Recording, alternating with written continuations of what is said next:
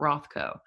And watching them simultaneously figure out what dramaturgy is and then do this deep dive into the art and culture of the time has been one of the most rewarding things I've done as an educator during the pandemic. It's been absolutely fabulous.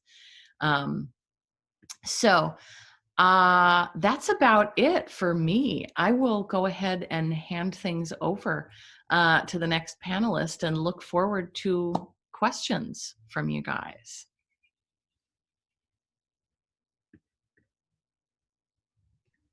All right, Krista, thank you so much. We really appreciate your perspective on things, and thanks for sharing your experiences with us.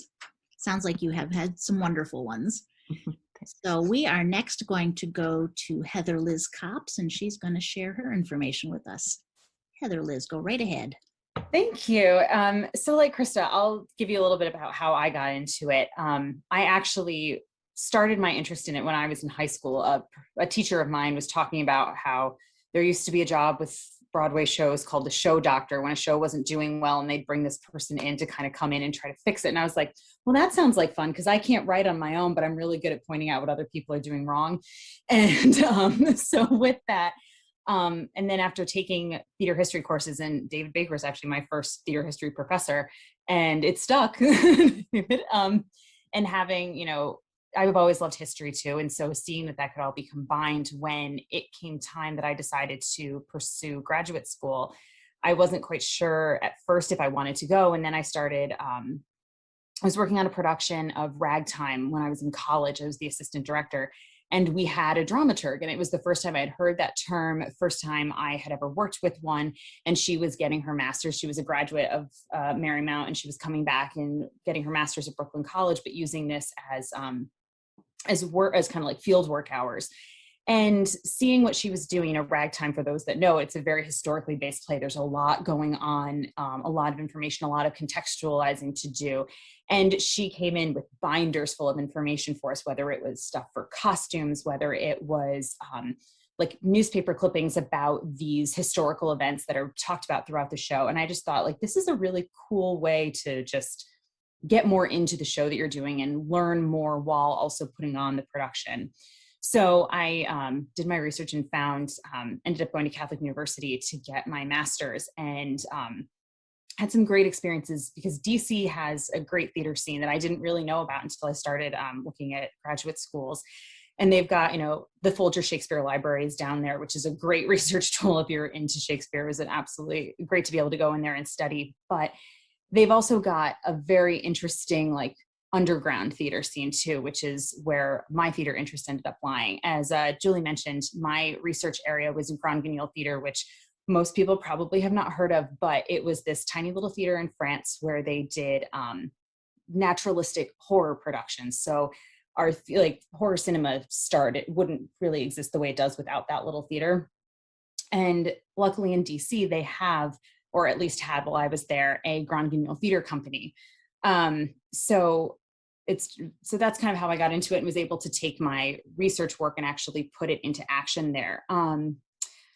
But as far as like how to be a dramaturg, I prefer working. I love to do new works too, but I love scripts. I love script analysis. I was a total nerd in class, and that was one of my favorite courses in all of college was script analysis. And just because it gets into, you know, why is the writer writing certain characters certain ways? Why are they speaking the way they are? Why is it set the way it is? And all those kinds of things. And it forced you to ask questions. And I think being a dramaturg, like Krista said, it's about asking questions, and it's about asking the right ones. So I know for me, when I get assigned to a show or I'm onto a project, the first thing I do is read the script, and then I read it, and I probably read it 12 more times. And I usually read it clean, and then I go in and I just start making questions. Any question that pops into my mind. And sometimes it gets answered as I keep reading it. And sometimes there are questions I have to bring back to the director or that I have to go and do some research on. And I also think, though, that each show is going to bring up different questions, right? So I like to juxtapose two different shows that I worked on when I was in graduate school. One was that production of Fat Men in Skirts with Molotov Theater Group, and then The Crucible, which couldn't be two more different shows if they tried. The Crucible was a very, you know, history heavy research project. And in that case, because it was an academic production, we were using different tools to work with the performers and with the director. So whereas, Krista talked about like bringing out packets, we decided this way we were going to do like a wiki platform that I would put all the research out, and then the student actors or the director and all of them could interact that way, ask their questions. If they had things they wanted to pose or they wanted just to access my research, it was all right there for them. And then as far as rehearsals were concerned, the director kind of used me more as what you might think of as like an in-house critic. So I didn't come to every rehearsal, wasn't there for every bit of it. I would come in probably once every other week, especially, and I waited until they were doing runs. I didn't come in during the blocking stages or anything like that. I waited till they were on runs. And that way I was able to come in, and if I noticed something that was out of place or I had a question, the director wanted, and this is what the relationship that the director and I set up too, which I think is really important. It's based on that relationship for that show. But he wanted me to come in and say, okay, what's working, what's not? And, if things popped out that, if we were doing it set historically accurately, I know some people will take that show and modernize it and things, but this one we did it full on Salem, Massachusetts in the 1690s. And my job was to come in and look at things and question things for him and sometimes offer solutions, sometimes not. And there were always certain situations in which it was not my place to offer that solution. But that's how that particular show worked. But then on the other side, Fat Men in Skirts, because it was a very stylized, different style of production. I wouldn't say it was highly stylized, but it was a different type of production. And in that situation, I actually spent a lot of time, which was a unique experience for me as a dramaturg, working with the fight choreographer, because it's congenial theater. There's a lot of violence on stage that's part of the productions. But I was working with the fight choreographer because, for those of you, most of you probably don't know the show. I hadn't heard of it until I was working on this project. But this mother and son are in a plane crash on a remote island in the first act, and it starts when the son is a little kid, and they're there for several years as he grows up. And the first act ends with an act of sexual violence between them. And when talking with the fight choreographer, because in congenial theater, you show the violence, that's part of the theater form. We were talking about like sexual influences that this boy might have had, which meant I spent a lot of time watching Animal Planet to work with this fight choreographer.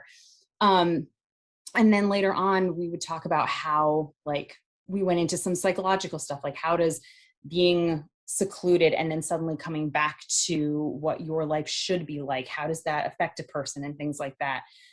So it was a very completely different research experience. And then I think as a dramaturg, one of the things that I've gained, what I really love is working too with new works. I really love working on new scripts that haven't been touched yet, because you get the chance to kind of create something new along with that playwright. I haven't actually worked as the dramaturg, but I've used those skills as a director for new works, which is great, especially in a small environment like an academic setting. If you have a student that's creating a new work, to get to sit with them and help them bring their vision to life, but also have those conversations about what's working, what isn't, and maybe those suggestions of, this character really trends towards this kind of behavior. What if they did this? How does that affect the rest of the story? How does that affect the other characters around them?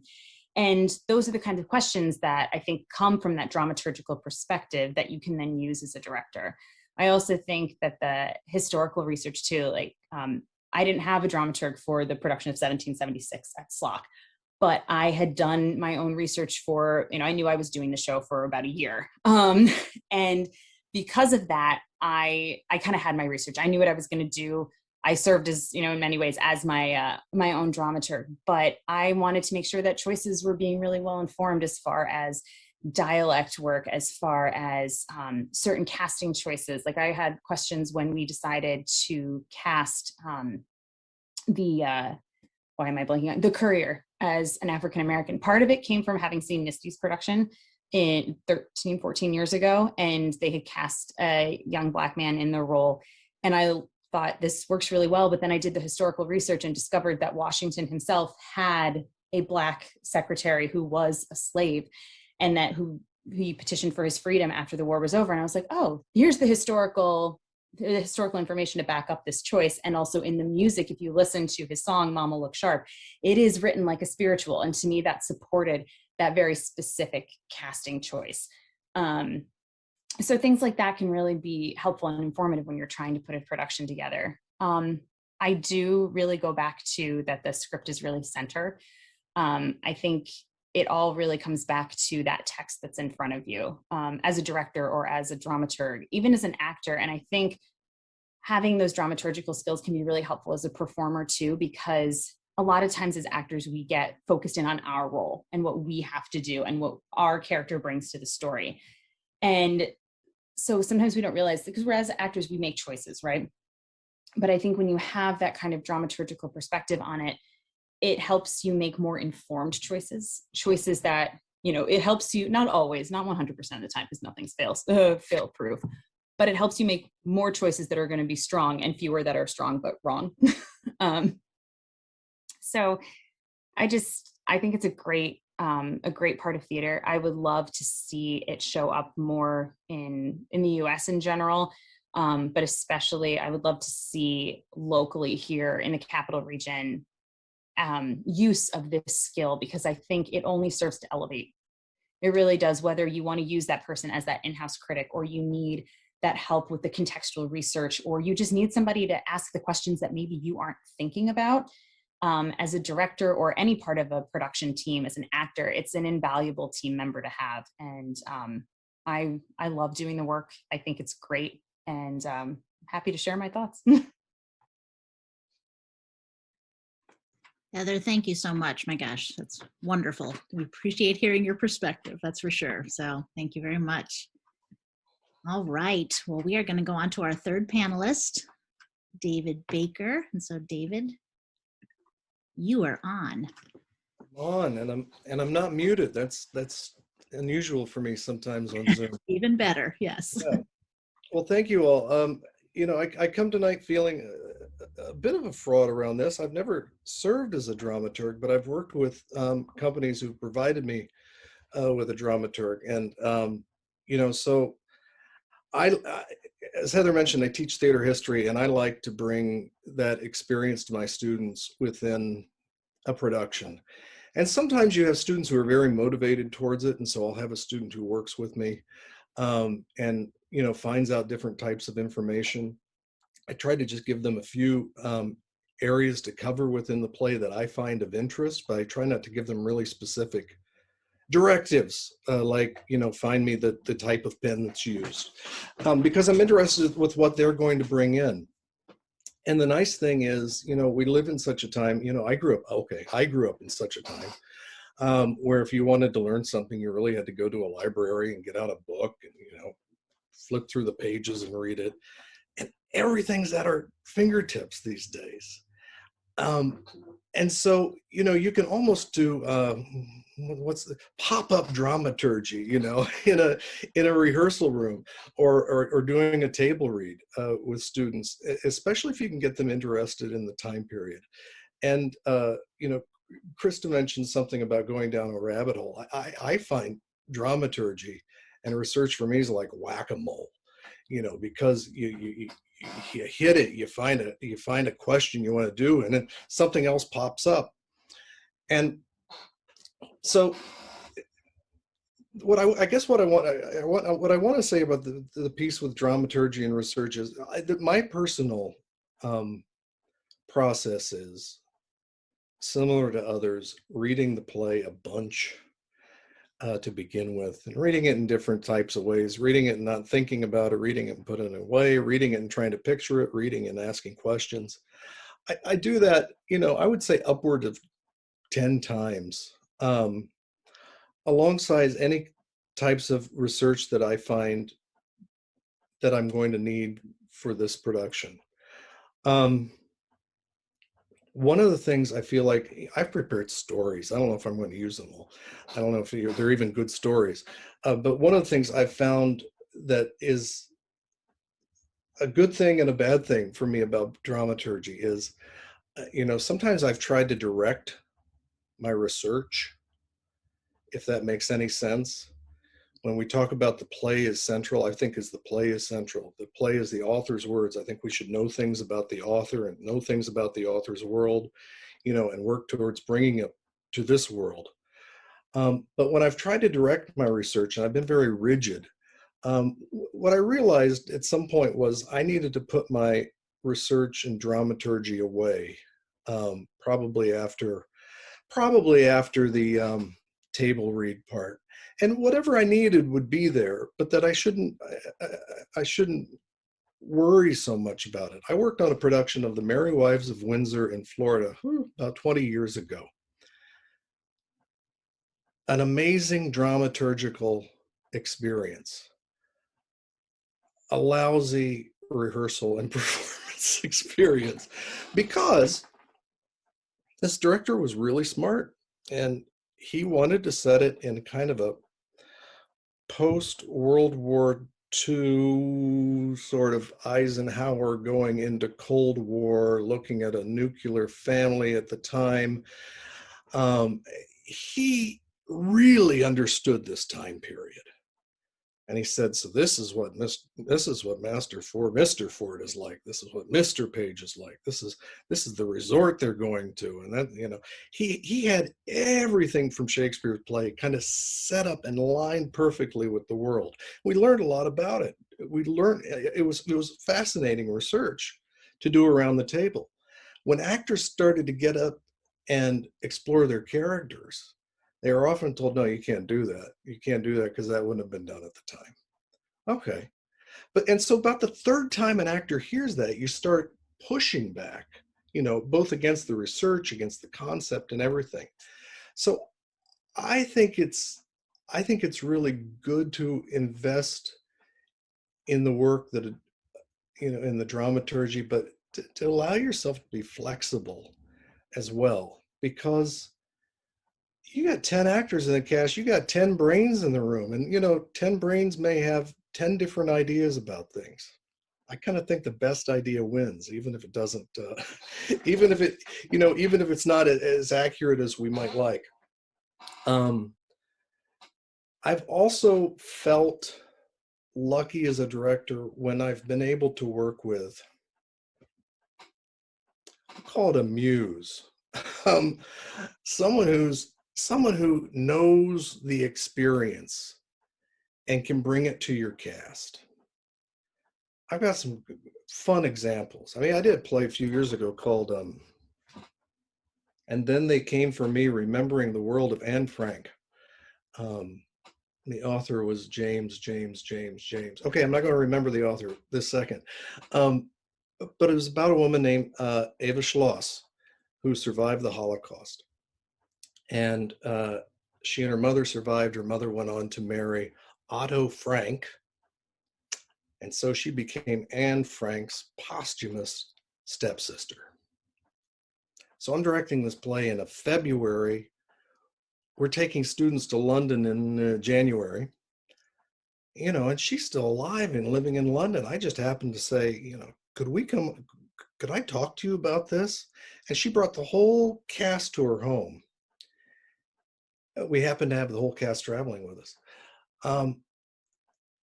And gave them everything they would need to figure out this play, and gave them things that I could not have given, and even the play couldn't have given, because most of her experience hinged around her love of her brother, who died, and who was a painter, and who had hidden all these paintings under floorboards, and they all were discovered later.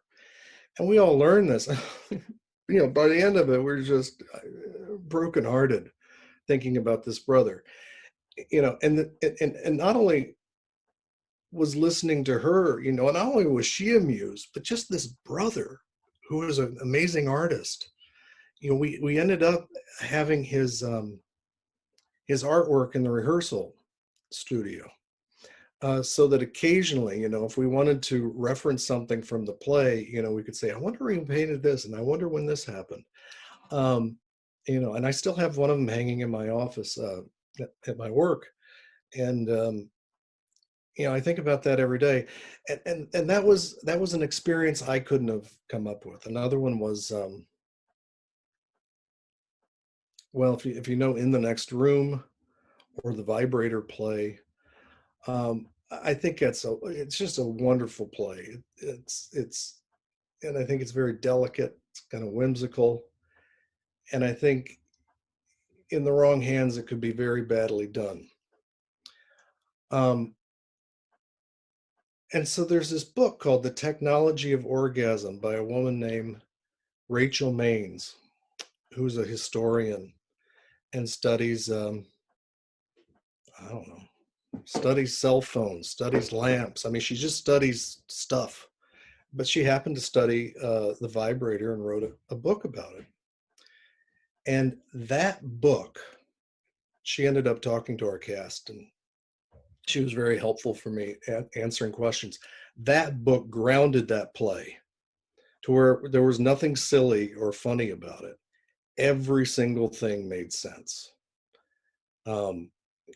She explained very, very easily, this is something doctors would do. Doctors might do it manually. It took a lot of time. They didn't like doing it. This invention came out. This invention saved time. This invention made doctors money because they could see more people quicker. I mean, it was really wonderful. And all of a sudden, this wasn't some kind of silly doctor. This was a very serious-minded, type of doctor. And anyway, she grounded the play for me. Let's see. I'm at the 8-minute mark. I'll think here a few more things. I was directing a play, Whose Life Is It Anyway? Kind of funny play about a woman who wishes to commit suicide, but she, does not have the use of her arms or legs, so she lays in a bed the whole play, and seeks legal representation to end her life. And so I worked with someone who had quadriplegia and talked to the cast, and that was very helpful. But at the same time, because you're always looking, I think if you're directing, you're always looking for the thing that will really help bring the cast to the play. There was a man in Sweden named Christian Rossiter who was undergoing the same legal battle at the same time we were directing this play. And all I would have to do is come to rehearsal with like a newspaper and say, look, this is what's going on today, and this is what's going on. And it kind of charted his medical progress. And as we were rehearsing this play in tandem, it was playing out in real life. And again, it grounded the play in something real. And he passed away. He passed away while we were rehearsing the play. It broke my heart. It still does. I still think about this man because he's a real guy. And so I know that when I'm working on a production, anything I can find that connects me to real life, or have people find me, people who connect into real life, I think can really make a play blossom and bloom. And excuse me, I got all like that. So anyway, that's something I would advocate for if you're looking for dramaturgy. Finding real life, experience, people who can ground you in the culture, ground you in the time period, who know more than you do. And they can often unlock things in the play that may be more interesting or impactful than you originally realized. They can just show you things you didn't know were a big deal. So I give you that to think about, and of course, happy to take any questions. And thank you so much for having me on the panel. Thank you so much, David. My goodness. You all have shared just such engaging stories and just very good, chewy food for thought. So thank you very much for that. We are ready to go to questions, and we've already got one or two here in the queue, but please feel free to type any questions you have in the chat, and our lovely panelists will jump in with their answers. Looks like the first one we have is, does dramaturgy need advocacy? I don't see much of it in the capital region. So what do you think on that? Yes. That's the simple answer, is yes. And I think it's because a lot of people don't even know the term. I know when I said to my parents, I want to go to graduate school for dramaturgy, and they were like, did you just say dramaturg? And they weren't being like rude. They were like, that's what they heard. They didn't know the word, and they'd been around me doing theater my whole life. So I definitely think it's a little known art form that needs to be brought forward more. And it takes those of us that have done it or have worked with dramaturgs, I think, to push its importance. Thank you. Anyone else have any thoughts on that? Sure.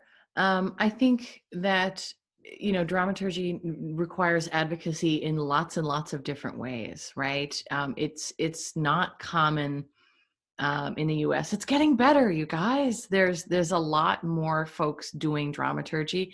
There are people who are not aware that they're doing dramaturgy galore, right? There is an assistant director out there that is just rampantly doing massive amounts of marvelous dramaturgy without any clue.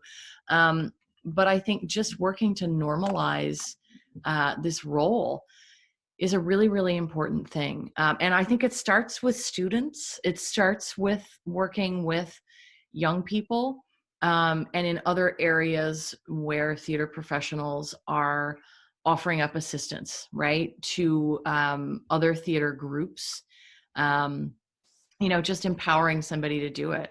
If you're a director and you think you might benefit from having a dramaturg, hire somebody on, or invite someone to work with you that might not, have experience as a dramaturg, but it's something that people can do. And I even, I don't know, I'm not sure if I even want to call it an art. I'm going to go into my art versus craft versus artisan thing.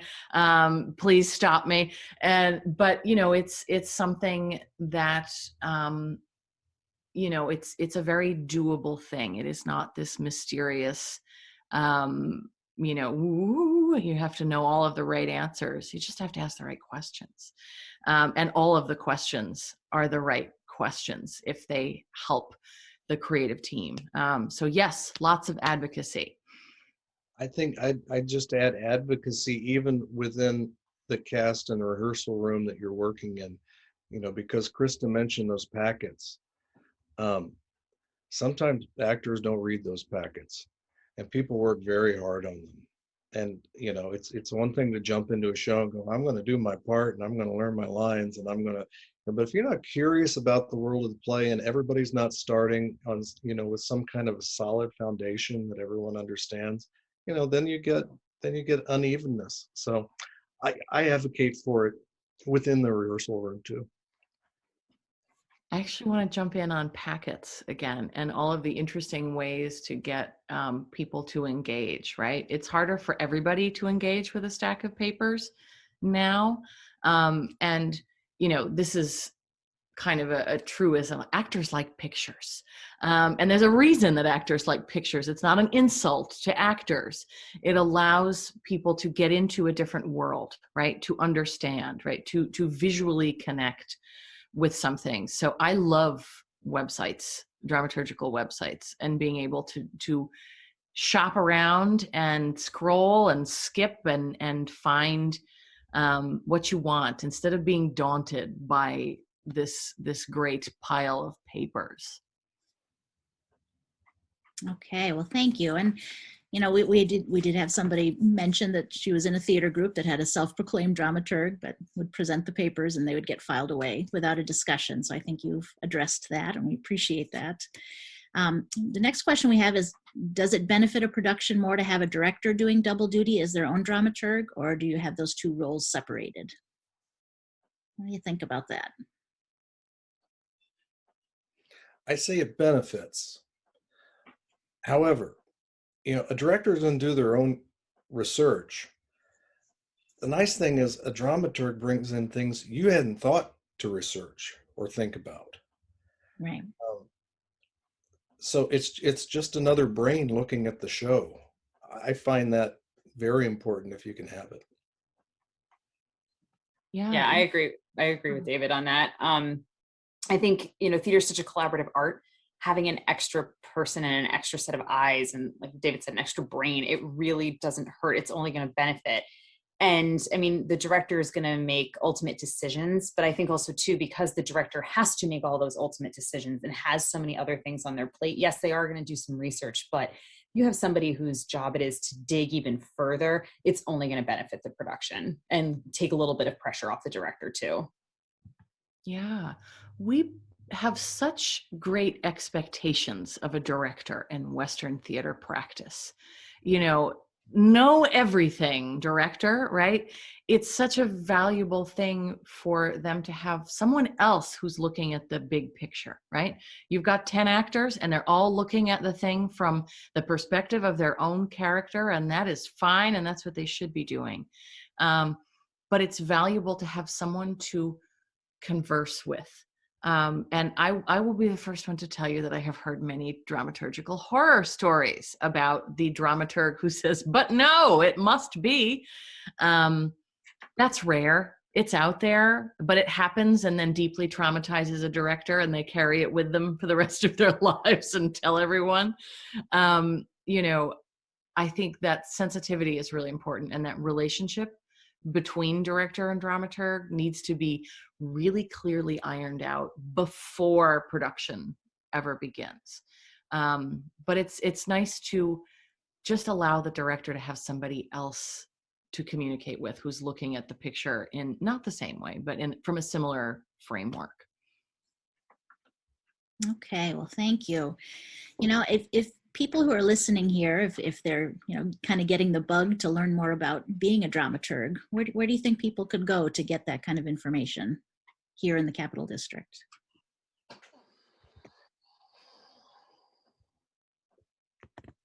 All right, it's in the chat. Thank you. Okay. LMDA.